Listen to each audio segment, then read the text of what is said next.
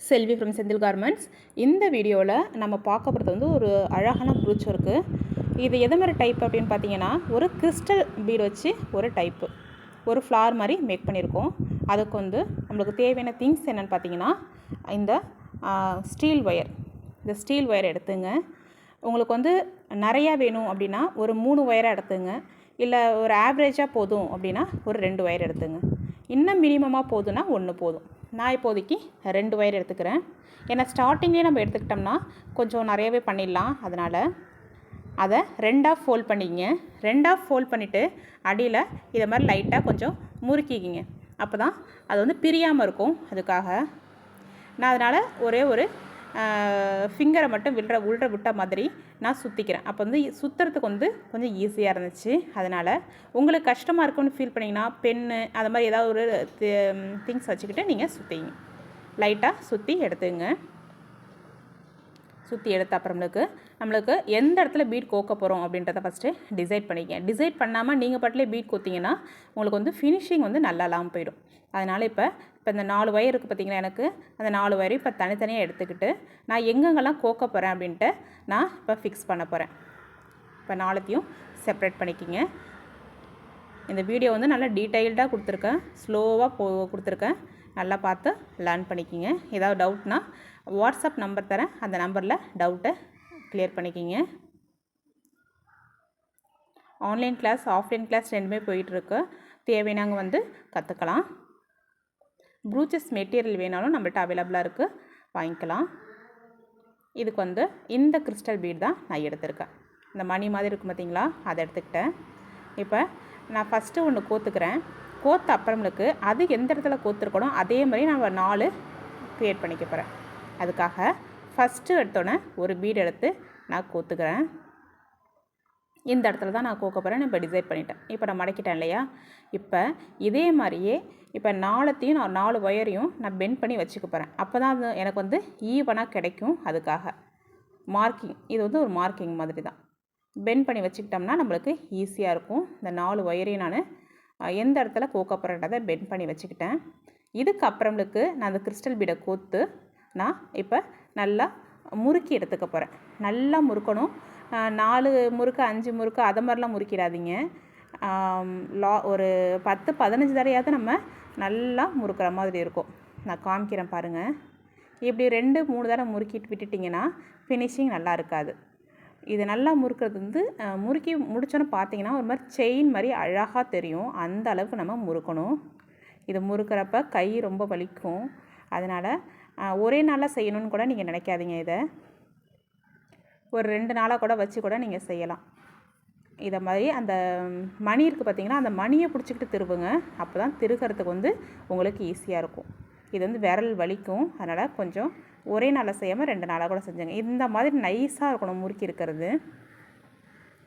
அதே மாதிரியே இப்போ 4த்தையும் நான் முறுக்கி எடுத்துக்க போகிறேன்.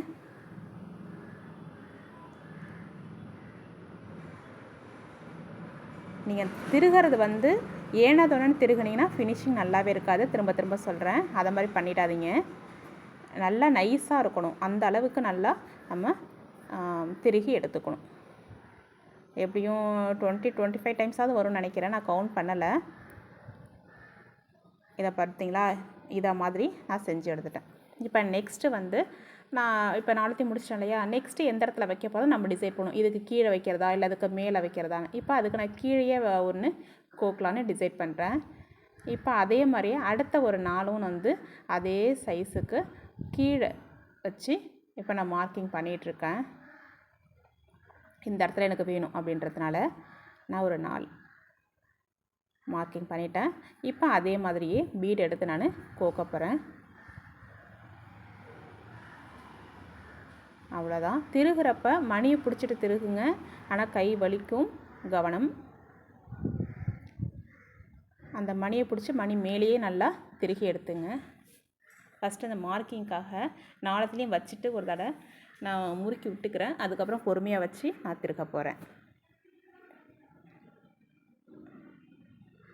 இதை மாதிரி ஒன்று ஒன்றா கோத்து எடுத்துங்க.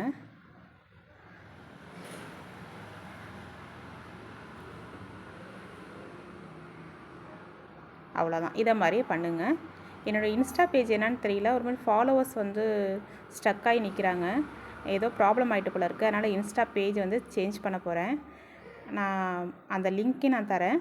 எனக்கு அதில் போய் நீங்கள் ஃபாலோ பண்ணிக்கிங்க. அப்போ தான் நான் வீடியோ போடுறதுலாம் உங்களுக்கு உடனுக்குடன் வரும். பண்ணிட்டேனா? அவ்வளோதான்.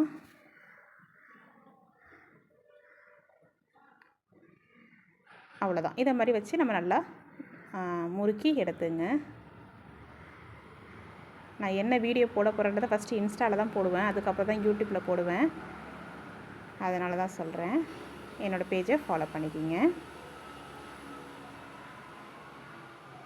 இதை மாதிரியே போட்டு முடிச்ச அப்புறமேலுக்கு மறுபடியும் உங்களுக்கு வேணும் அப்படின்னா எந்த இடத்துல வேணும் அப்படின்னு டிசைட் பண்ணிக்கிட்டு அதை மாதிரியே உங்களுக்கு எங்கெங்கெல்லாம் வேணும்னு பார்த்து கோத்து எடுத்துங்க.